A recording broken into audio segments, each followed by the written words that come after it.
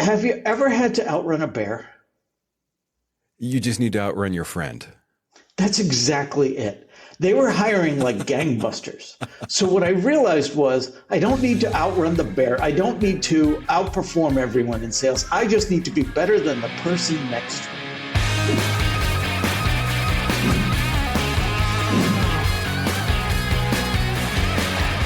This week's guest is Rob Durant, who, Rob, you describe yourself as a teacher at your core, but sales TV is your podcast, is the thing. Like everything you do is, I don't want to say centered around sales because it's titled as sales. Is that the right way? But it's centered around like the service and the people aspect, but it's titled as sales. Does that seem accurate? That would be a good description. Yes. What we do is we present content for sales professionals that takes them beyond just the mere execution of a transaction. We look at the bigger picture, and ultimately we try and help, whatever that help might look like. Oh, that's well put, because there's as many different approaches as there are salespeople on the planet. And it's funny. My dad taught college for a number of years, and he taught an engineering program, and he'd always ask people, how many of you guys want to be salespeople? And everyone in the class is looking around like, am I in the wrong class? I thought this was an engineering class. And he's like, look, everyone at some point in their life needs to be a salesperson. When did you, I heard a big part of your story. We actually met at Higher Ed PodCon, and you were a speaker there, and you did a great job, by the way. You gave a little bit of your story about how, like, you kind of, I don't want to say stumbled into sales, but you figured out what sales was in a weird way. Can you give me the Cliff's Notes version of that? Absolutely. Well, first of all, I was tricked into my first sales job. Go figure. As many of us are. Well, exactly. I was a customer service person at my core. I had been taught by the Walt Disney Company, which was the company that literally invented the field of customer service. And I had worked there for about a decade. When I moved back to my hometown area, the greater Boston area, I applied for a job as a customer service representative with the big phone company. 6 weeks of interviews, batteries of tests. I finally get the call from HR, Rob, we'd like to hire you as a customer service representative. Yes, but please know, Rob, there is a sales quota with this role. No, you've got to be kidding me. What kind of job hides this until the end? The kind of job that isn't really proud of being a salesperson. Oh, I like that. Makes sense. That makes sense. And I wasn't particularly proud of being a salesperson either, but I needed the job. So I swallowed hard and I took the job.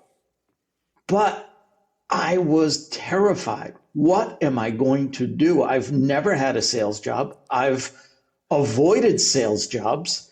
The only reason we even need customer service is because sales screwed up somewhere. It's always the salesman's fault. So what I realized was I need to keep this job. Have you ever had to outrun a bear? You just need to outrun your friend. That's exactly it. They were hiring like gangbusters. So what I realized was I don't need to outrun the bear. I don't need to outperform everyone in sales. I just need to be better than the person next to me. Well, how do I do that? That's when I leaned into my customer service background. And that's when I stumbled upon the key to success in sales. There's not a lot of difference between outstanding salespeople and adequate customer service representatives. Makes sense. Adequate customer service, you have to do three things and you have to do them well. Table stakes. You have to ask questions, you have to uncover the root cause issue, and you have to present solutions so that your customer can make an informed decision. Outstanding salespeople do 4 things. They ask questions, they uncover the root cause issue, they present solutions. There's just one more thing that outstanding salespeople do that most customer service people cannot bring themselves to do. Care to guess?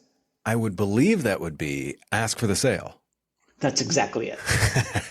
I'm not talking about overcoming objections. I'm not talking about soft closes. I'm not talking about any advanced sales techniques. I'm just saying, you and I have discussed this.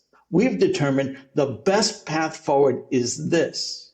Now, this best path forward does come with a price, but because it solves your problem, you are willing to pay that price and then some if that problem were to be solved. But me as a customer service representative, I want to provide outstanding customer service.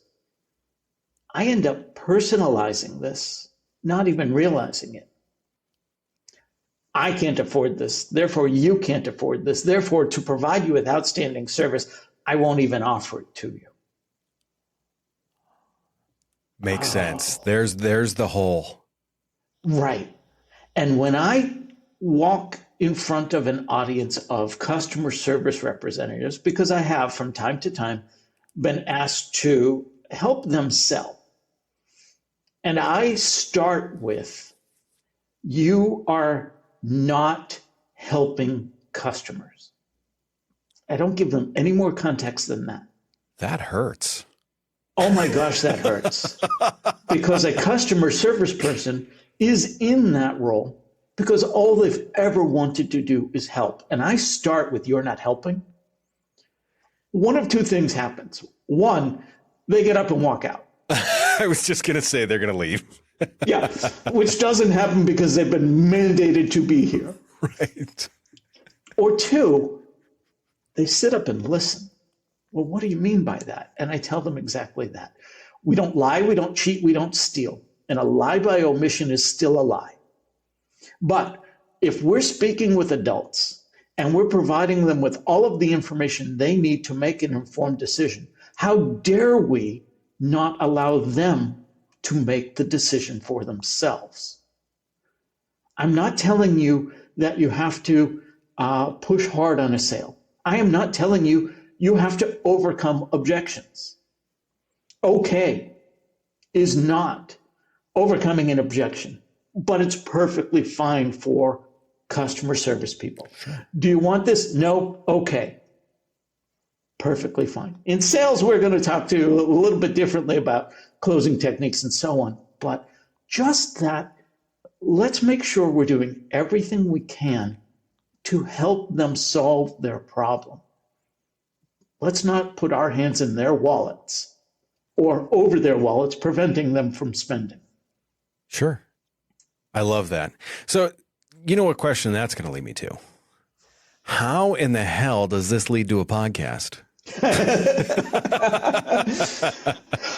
I love that question because I've interviewed for podcasts, I've interviewed for jobs, I've talked with people, and every once in a while I get the question, which is, Rob, where do you see yourself in 5 years? Famous interview question. Where do you see yourself in 5 years? I have the standard answer now.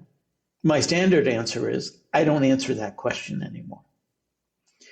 Because 5 years ago, if you asked me where I saw myself in 5 years, this would not be the answer. I love that. I love that. Why take a random guess? Yeah, right.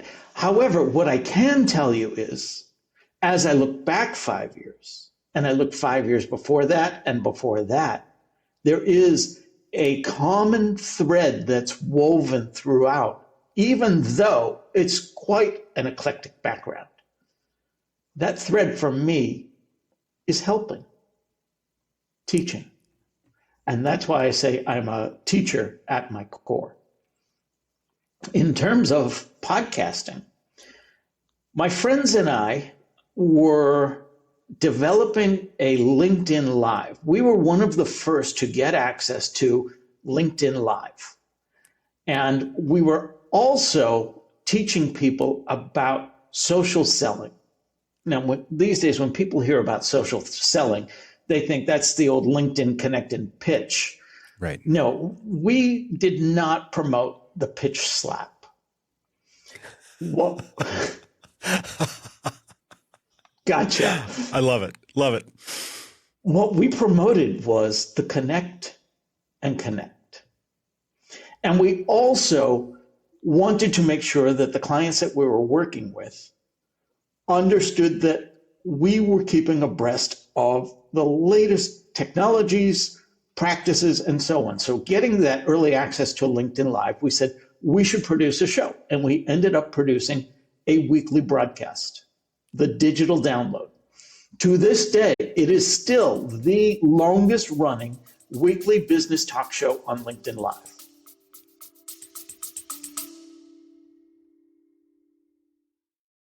Is your podcast not getting the results you hoped for? Are you feeling stuck and unsure how to grow your audience or make a real impact?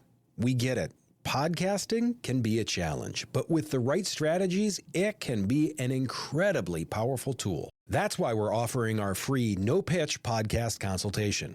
We'll spend 30 minutes with you identifying areas for improvement on anything from optimizing your audio or video quality to developing a content strategy that resonates with your customers. If you're ready to unleash your podcast's full potential, visit the link in our show notes to schedule your free consultation. Space is limited, so sign up today so we can help you create a podcast that truly shines.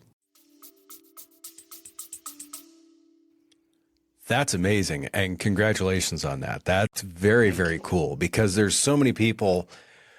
We've talked with people about pod fade all the time. And obviously LinkedIn Live could be the same exact thing. It's, if I remember correctly, last time I looked, 86% of 86% of podcasts and shows don't make it past episode 15.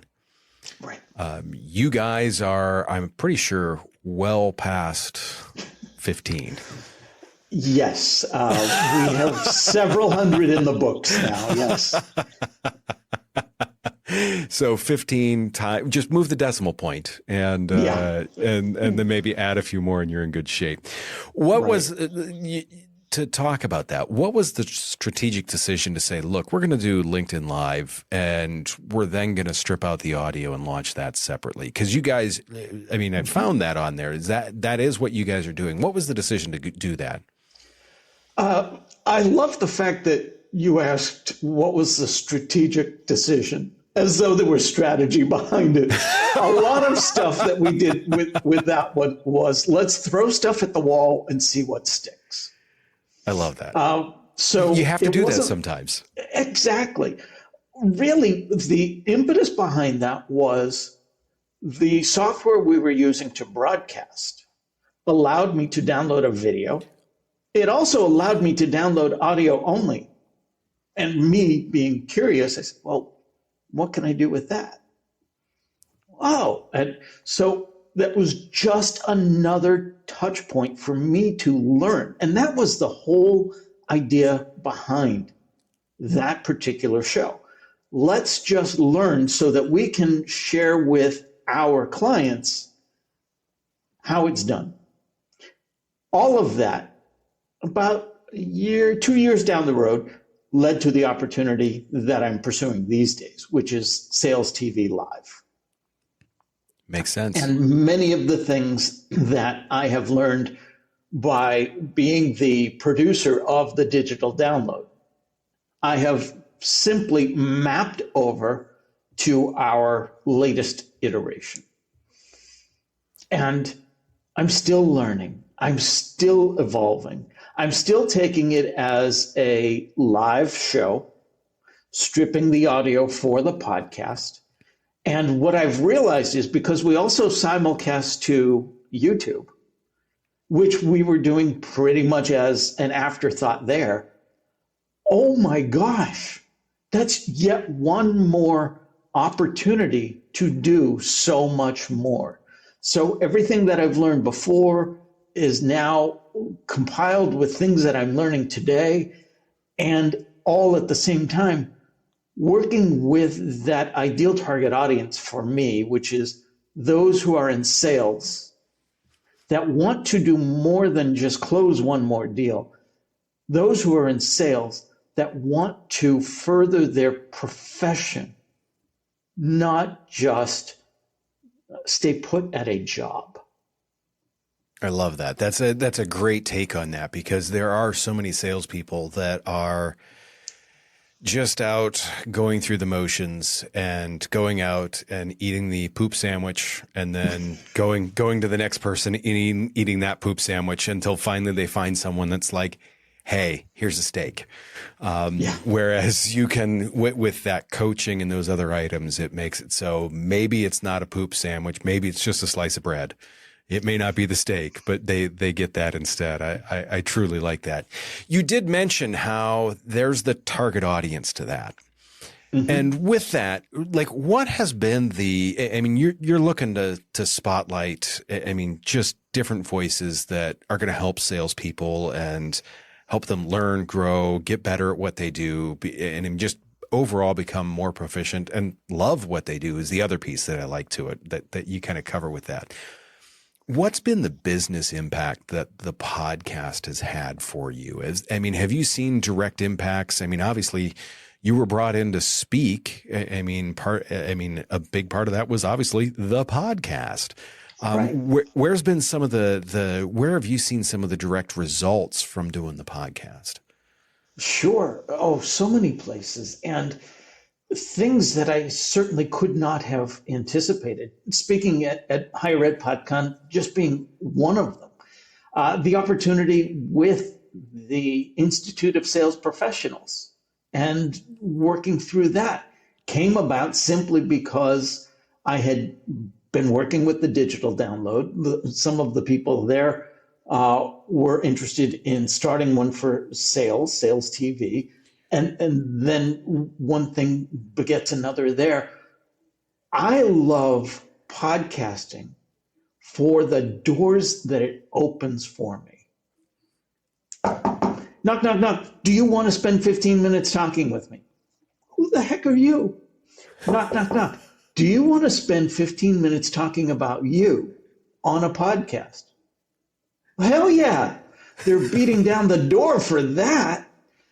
And then they get to know you, and that's where additional opportunities come about. One of the things I teach my students I teach marketing at Northeastern University. I tell them the secret to success in life. And here's the thing. All ears. They believe somebody knows what the secret to success in life is. So I still have a captive audience. We both know there is no such thing, but correct. There are things that can help. And I tell them the secret to success in life is not simply about what you know.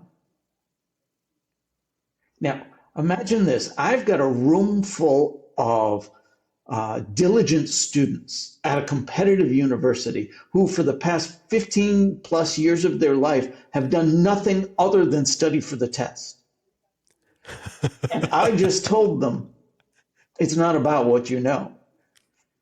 I'm really good at losing my audience early on, I guess, because I tell customer service people they're doing a terrible job. Yeah, I believe that's part of your magic is you piss people off in the first 30 seconds, and then you spend the rest of the time bringing them back, which I've been known to do the same thing. I love that approach. So I've either got their attention or they were checked out anyway. Sure. I go on to tell them, rest assured, success in life is not just about who you know, which is a little bit reassuring because, if I tell them it's not about what you know, oh, you're going to say, it's the good old boys network, it's nepotism, it's who you know. No, because you could know everybody.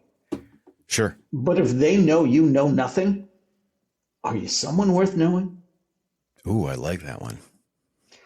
Success in life is about who knows you for what you want to be known for. That's beautiful.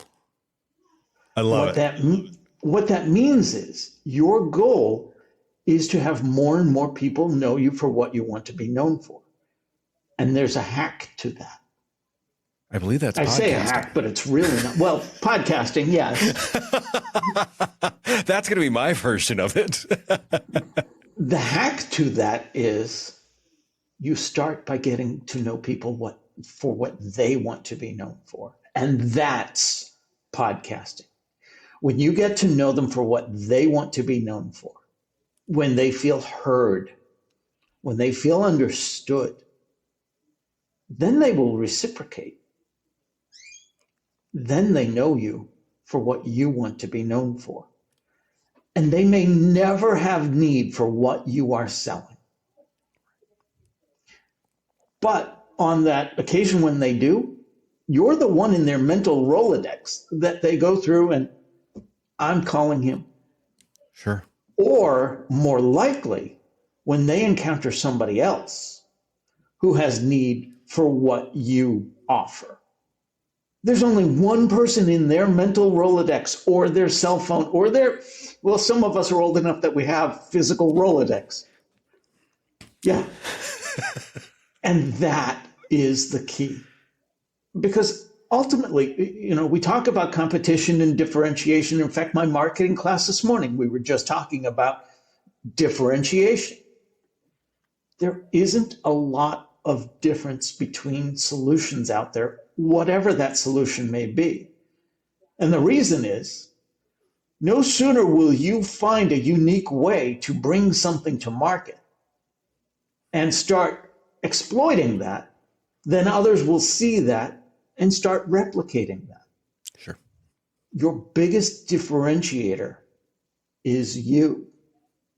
Brand you. I like that. It's interesting you mentioned and I love your approach to that about like what they want to be known for. And it's one of the things that I love about podcasting, because to me, it is the fact that I always feel like I'm closer to people when I'm asking very intentional questions of them. And when you don't do that in normal everyday life, here I am asking very intentional questions of you. And it, once again, it brings that closeness and it brings that knowledge. That's the specific knowledge. That's, to me, it's what makes podcasting so interesting and brings people closer. I truly love that. Is that I guess what I want to take a step further from that is, in podcasting, what's been that nugget that you've taken from podcasting or from another podcaster or from an interview that you have applied that's been the golden nugget, I guess you could say? Sure. The golden nugget was taught to me by my friend Greg Wasserman. He's now over at rss.com. And he and I actually co-presented at the Higher Ed PodCon. What he taught me was, you are not a podcast. You are a brand. And as soon as he said that, the light bulb went on over my head. I knew exactly what he meant by it. And together, we composed a blog post, 22 ways to monetize your podcast, and one you should never do. And we developed some other resources around that as well. But ultimately, we wanted to instill in people who are producing podcasts that the value is not in the press record, stop record, and upload. The value is in everything you do before, during, of course, and after. Because that's where the difference between developing 15 episodes and quitting, or developing your persona, your business, and all of the things that come with it, come about. That beautifully put. And it is a thing that far too few people, I think about from that Like it's a brand. It's not just noise that's coming out of your earbuds. It's a brand. Yeah. And people associate with that. And no, that is a great way to put that. How does podcasting fit? And I know this is not a 5-year question. But what is your vision that you have for the future of what you're doing, like with your business and with the podcasting portion of that? Like, where are you headed? What do you think the next steps are? For me, it's more of the same and more.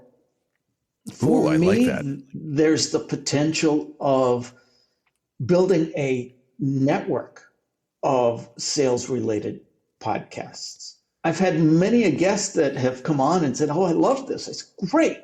Do you think you could do this?"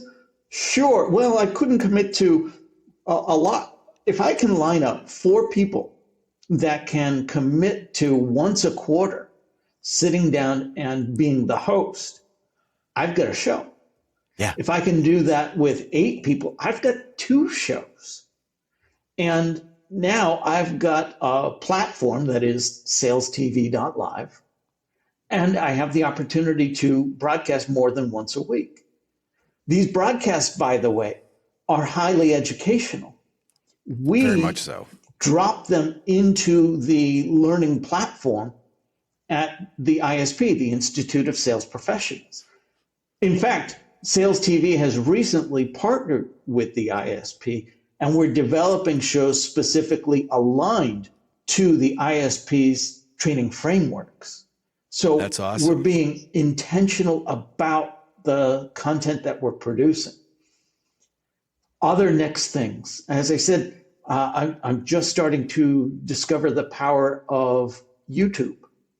And I've always known about content repurposing. For me, content repurposing was taking the video clip and stripping the audio out, and now it's a podcast too. But my son, who just recently graduated, did not seek a full-time job with an employer because he developed a YouTube channel of his own. And that has been his full-time job. And he's able to support himself well enough with that would be the same, if not even a little better, than had he taken an entry-level marketing job. And should he ever decide to go into marketing, on his resume, he can say, you know what, I did this. And how many businesses could benefit from services like that? There are so many things coming. And I was talking with somebody here at Northeastern and saying we should have a podcast about their area of expertise within the university. And the pushback I got was, well, that market's saturated. I could not disagree more. That wasn't really your reason for not wanting to do it. Your reason for not wanting to do it was you were afraid. Totally get that. It's not easy. But saturated? Absolutely not.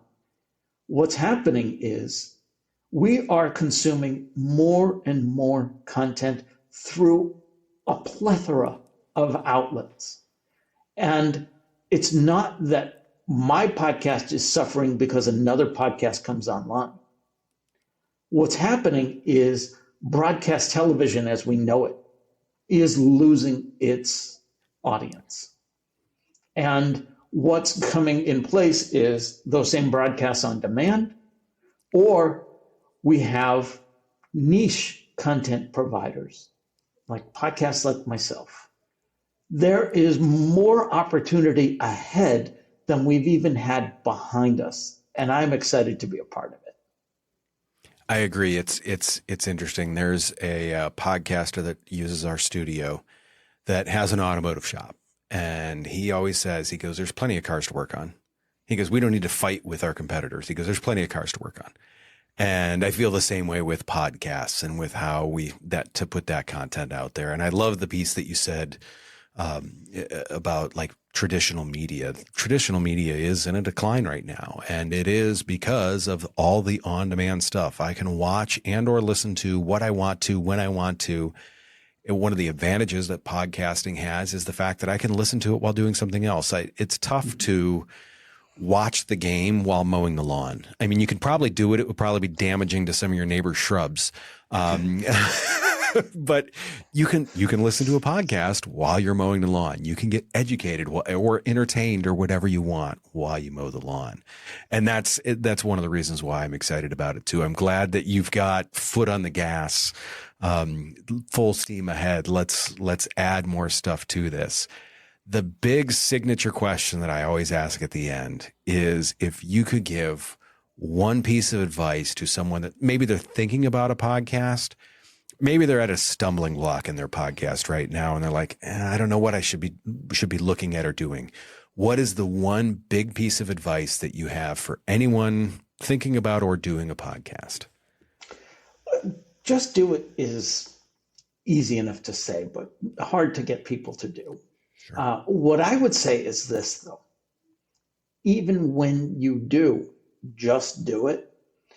If you are going to go with the interview format, know this. That show, that episode is not about you. The best hosts, much like yourself, come prepared and give the guest the space they need to shine. Remember, it's about knowing people for what they want to be known for. A great host will draw that out of them. Even when maybe the guest is so close to the topic that they're having a hard time relating to your audience, that host can help them navigate that. And if you're worried about, I don't think I've got the chops for that just yet, you absolutely will with practice. And don't worry that nobody's listening to the first 15 episodes, because that's when you can hone those skills and continue to hone those skills and continue to develop and practice and find your voice. Just remember, it's not about you. Beautifully said. I love that. I love how you talked about the first 15 episodes, because it's something that I tell, like the podcasting class that I teach. I'm like, look, no one's going to listen to the first 15 episodes except for your mom, and she's still going to love you anyways. Rob, this has been hugely educational. I mean, both on the podcast and sales side. I really appreciate the time today. We're going to have to do this again, and then we're probably going to see each other again at Higher Ed PodCon here in 2026. Once again, I really appreciate it. Thanks again. Where can people find you? Easiest way to find me is on LinkedIn. Love it. Simple, easy. We'll put all the information there. Once again, Rob, thanks, and we will talk to you soon. For everyone else out there, I'm going to be right back in just a few minutes. I need to gather my thoughts. There's a lot of things rolling around up here, and we'll go over the summary in just a minute. There was a lot of great sales information in there, and to me, there was a lot of great podcast information in there too, and that's really what I want to dive into. And I've got a couple of quick points, and then I'm going to spend some time really on this main point. First one, embrace pod fade. If you're just starting out, these 15 episodes, like I said, your mom's going to listen to those, and she's going to love you no matter what. So don't worry that they're not perfect. Just go ahead and start. Don't worry about saturated markets either. I mean, really, more and more people are coming to podcasting. More and more people are coming to watching things on YouTube. There's plenty of room. There is plenty of room for you to go out and make your content. Bunches of these people are coming over from traditional media outlets. We want stuff on demand. Our lives are on the go right now. We want the ability to watch or listen to what we want when we want it. We don't want to let someone else dictate what we're hearing and what we're seeing. It's human nature. Don't think it's saturated. We're more and more people are coming to this all the time.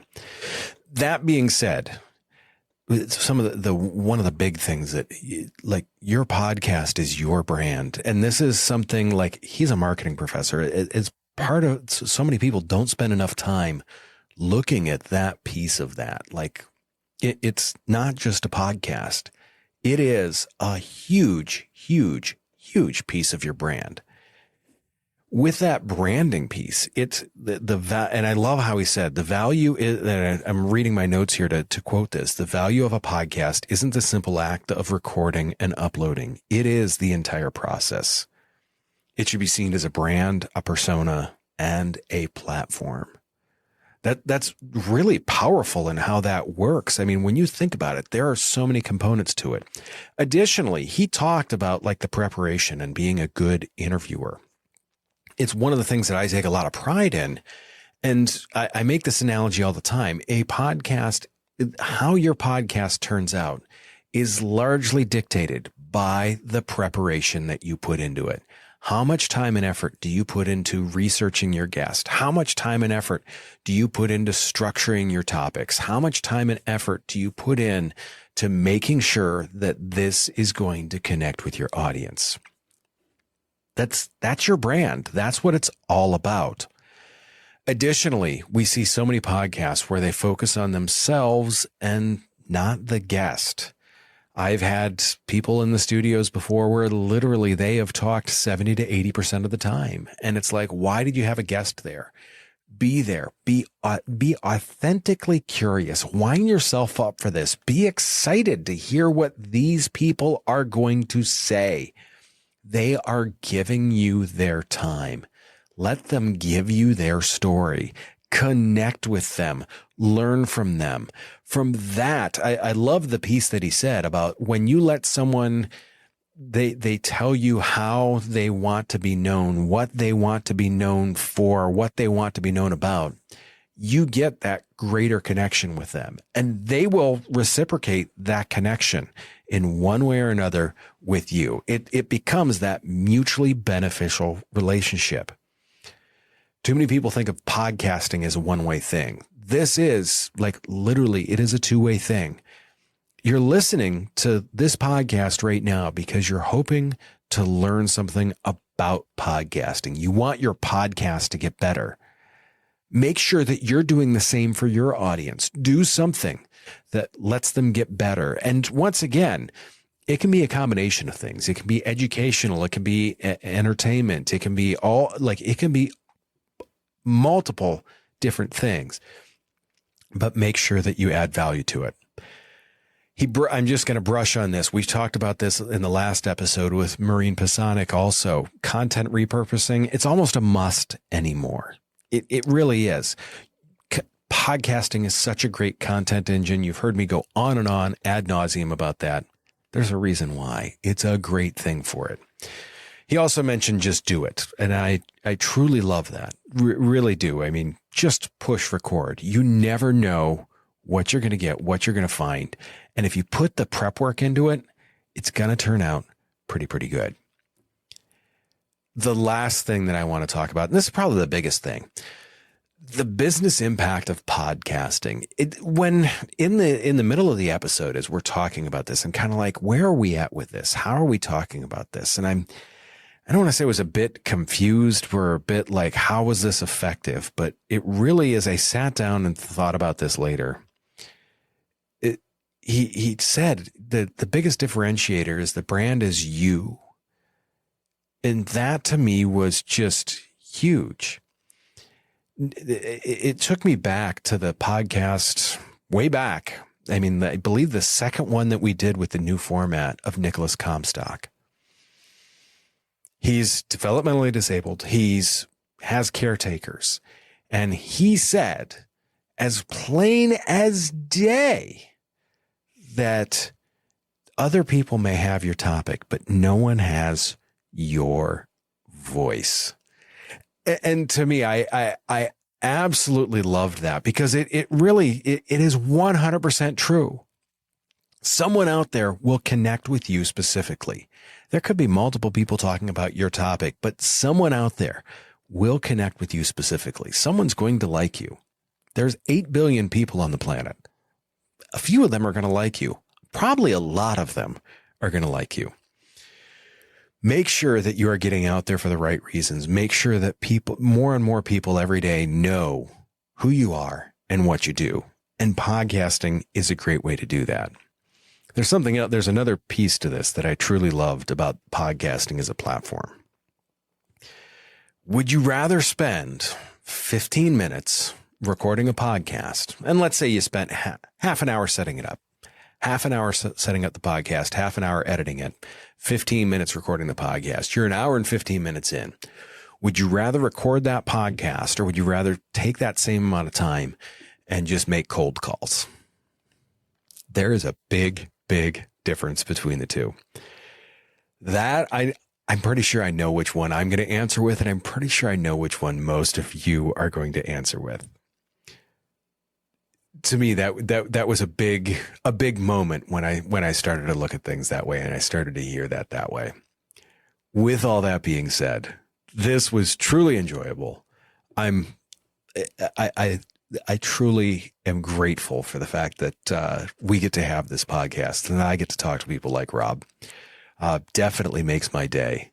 With all that, go out, subscribe. Let me know who we should be talking to next. Let me also know, give us the review. Send this to a friend if you're willing. And as always, do me a favor. Take care of yourself. You can't take care of someone else too. I will see you very, very soon.